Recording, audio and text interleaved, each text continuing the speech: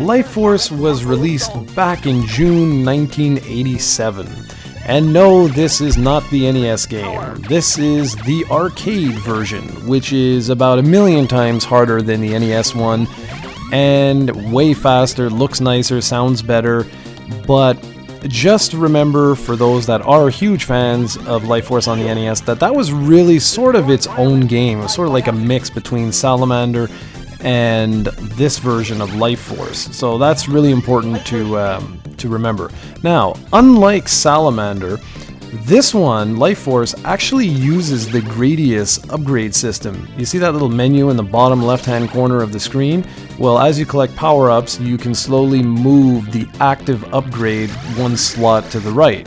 And as you continue to get more and more upgrades, you obviously can move that power bar further and further along to the more powerful weapons, and then you just activate it and boom, there you go.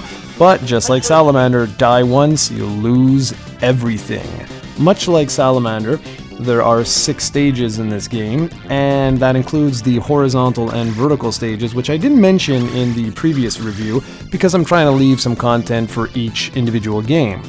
Now, over the years, it's been sort of well known that Life Force is basically a reworking, or more like a reskin, of the original Salamander. This one is much more organic and features the gameplay from Gradius, or Gradius, depending on how you like to pronounce it.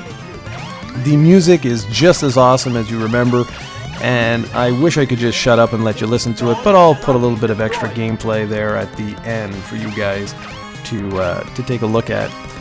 This makes for a really unique entry into this collection of 3 games, because unlike Salamander 1 and Salamander 2, Life Force really feels like a completely different game, even though it is, it's almost a carbon copy of the original Salamander, and that's all thanks to the menu system and the activating of the different weapons. And this time around, if you want shields, you simply have to collect enough orbs to get the meter to the shield icon, click in to activate it, and away you go.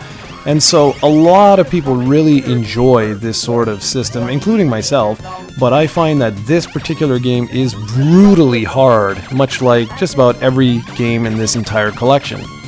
So that's Life Force, the arcade version. It's just unbelievably fun, but unbelievably hard. I highly recommend going through this one with a friend, because if you plan on going through it alone, you're probably not going to make it out alive.